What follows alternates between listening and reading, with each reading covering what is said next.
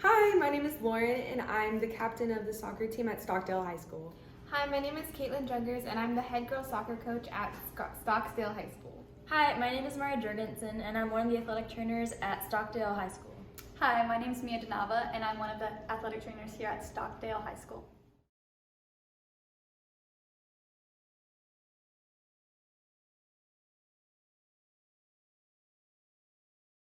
Oh, Lauren, I know you're not feeling well. Let's go to the athletic training office. You okay? Guys, she's not feeling too well. Oh my gosh, what's happening? What happened? Let's help you sit down. Yeah, come sit down. I got this. Okay, so what's going on? What happened? I don't know. It's hot outside. We've been practicing for hours. She mentioned she didn't drink water, and I'm just really worried for her because we need her for sciaticus. Okay. Are you dizzy? Yeah, Are you nauseous? a little bit when I was running on the field. How have you been feeling with food? Have you been eating substance or has it been more junk food? Well, I did have like a bag of Doritos and like a banana today. It's a good mixture, but that probably didn't help very much either. Yeah. Okay, well I noticed you're sweating a lot and your skin is really cool and pale. So let's elevate your legs, replace your fluids, and get you cooled down. Here, you should replace some of your fluids. There you go, this was submerged in ice. So it's just on my head, so we'll cool you down a little bit. Thank you. It's gonna be okay, Lauren. It's gonna be okay. Now that you've watched the video, let's go over some of the heat illnesses that an individual may suffer from. First, we'll start off with heat cramps. Some key signs and symptoms of heat cramps include extreme pain, palpable spasms, short-term immobility, typically a well-conditioned athlete who overexerts. The treatment for heat cramps includes hydrating with water and electrolytes and stretching. Next, we'll move on to heat rash. Some key signs and symptoms of heat rash include red, raised rash with prickling and tingling when sweating. The treatment for a heat rash is to dry off skin, use anti-itch cream, and wear clothing that allows the body to breathe and sweat to evaporate. Next, we'll move on to heat syncope. The key signs and symptoms for heat syncope include extreme dizziness, nausea, and fainting. The treatment for this includes lying the athlete down in a cool place and replacing their fluids. Another heat illness is exertional heat exhaustion.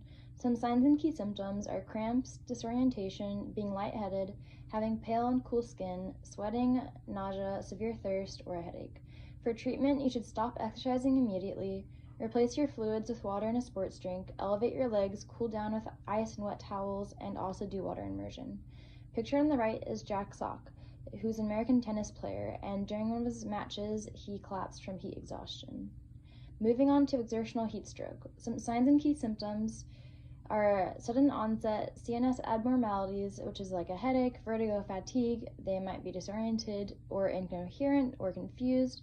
There's also occasional loss of consciousness, skin flushed, hot and red, rapid and strong pulse, and may not be sweating. So for treatment for this, there should be active EMS and cool down as soon as possible through an ice bath for about 20 minutes. Lastly is exertional hypotremia.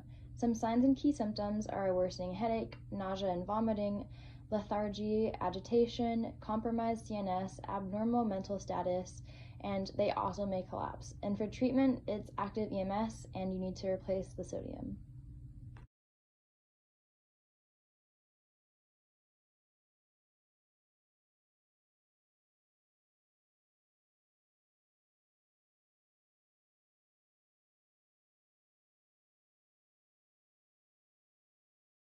Although often overlooked, heat-related illnesses affect a large population and can even be fatal depending on the severity of the case. Statistically, according to the article titled Heat-Related Illnesses by Robert Gower, MD, the incidence of heat-related illness in U.S. high school athletes is 1.6 cases per 100,000 athletic exposures, or approximately 9,000 cases annually, with the highest rates occurring during football season.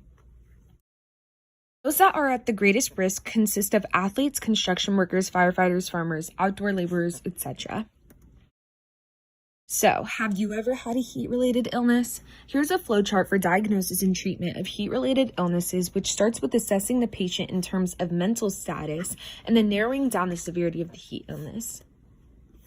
Despite the wide effect heat illnesses have on everyday people, mild heat conditions are highly preventable, and proper measures should be taken to ensure safe activity within workplaces and athletic practices.